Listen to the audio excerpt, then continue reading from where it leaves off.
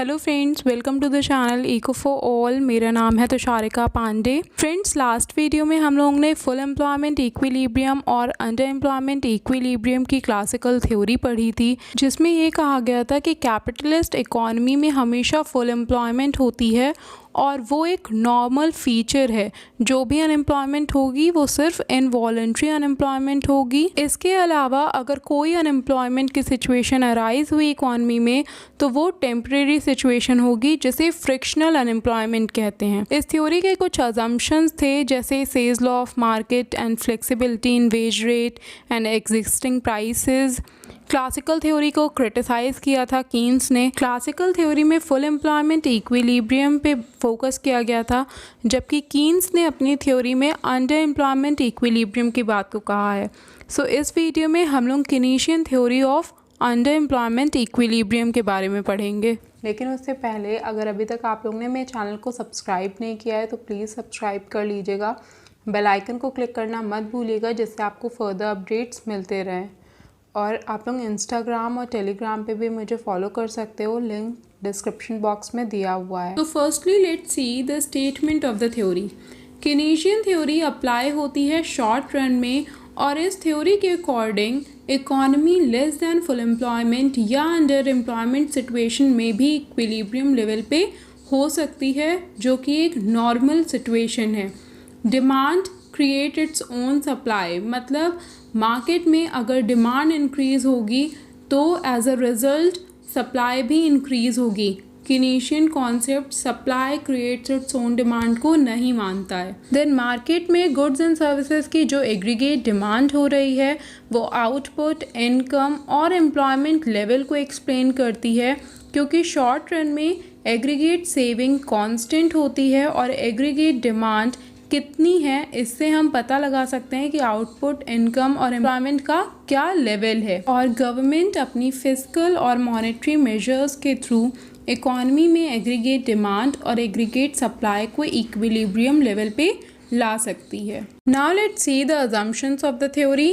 पहला अजम्पशन है rigid wages and prices. Keynesian theory के अकॉर्डिंग वेजेस और प्राइसेस ईजिली चेंज नहीं होते हैं।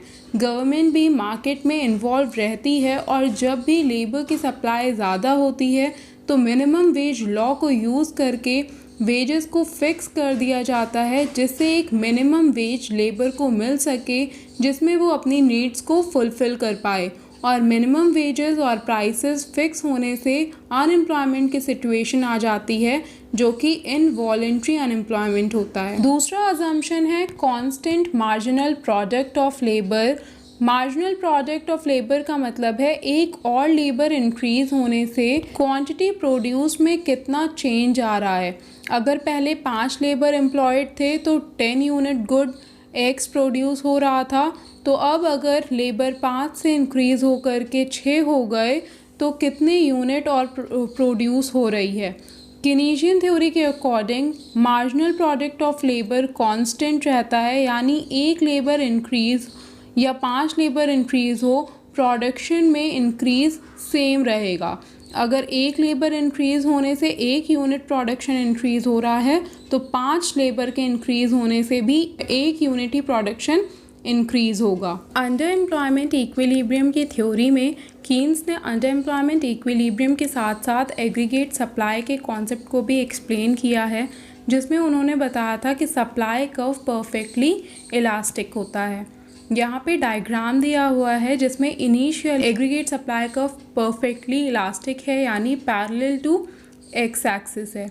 लेकिन जब आउटपुट लेवल फुली एम्प्लॉयड है, यानी OX लेवल पे आउटपुट पहुँच रहा है, तो उसके बाद एग्रीगेट सप्लाई आगे पॉसिबल नहीं है, जिसकी वजह से जो एग्रीगेट सप्लाई कर्व है ये परफेक्टली इनइलास्टिक हो जाता है, यानी पैरेलल टू Y एक्सिस। ये कॉन्सेप्ट कि सप्लाई कर्व परफेक्टली इलास्टिक होता है ये शो कर रहा है कि एक पर्टिकुलर प्राइस लेवल पे ही प्रोड्यूसर अपने आउटपुट को प्रोड्यूस करता है, जो कि कीन्स के assumption rigid wage and prices और constant marginal product of labour पे बेस्ड है।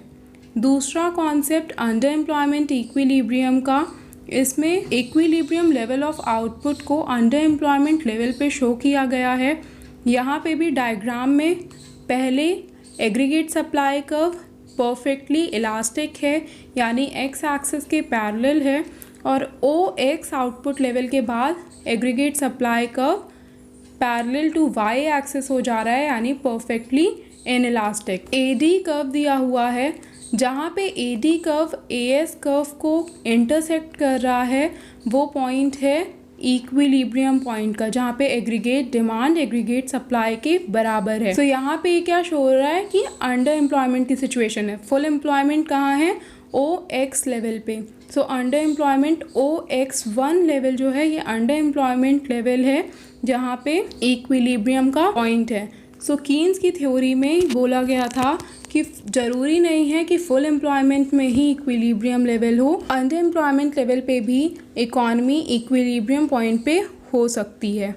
Thank you friends. तो अगर ये टॉपिक आपको समझ में आया तो प्लीज़ इस वीडियो को लाइक करिएगा, अपने फ्रेंड्स के साथ ज़रूर शेयर करिएगा, और अगर अभी तक आप लोगों ने मेरे चैनल को सब्सक्राइब नहीं किया है तो प्लीज़ सब्सक्राइब करिएगा, बेल आइकन को क्लिक करना मत भूलिएगा, जिससे आपको फर्दर अपडेट्स मिलते रहे।